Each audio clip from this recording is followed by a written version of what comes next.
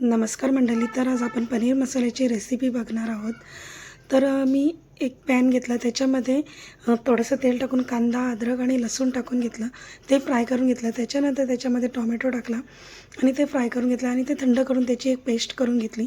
त्यानंतर मगजबी आणि तीळ घेतले, त्याचीही सुद्धा पेस्ट केली आणि दुसऱ्या पॅनमध्ये तेल टाकून त्याच्यामध्ये पनीर फ्राय करून घेतलं. त्याच्यानंतर त्याच्यामध्ये कांदा टाकला बारीक चिरलेला आणि त्याच्यामध्ये ती पेस्ट टाकली आणि त्यानंतर मग त्याच्यामध्ये हळद, मसाला आणि मिरची पावडर टाकून ते सर्व मिक्स केलं.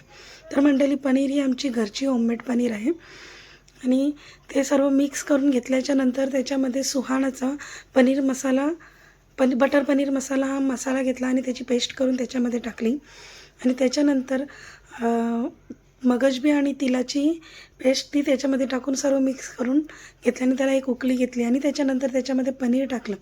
पनीर टाकून एक उकळी आल्याच्यानंतर सर्व मिक्स करून उकळी आल्याच्यानंतर त्याच्यामध्ये कोथिंबीर आणि मीठ घालून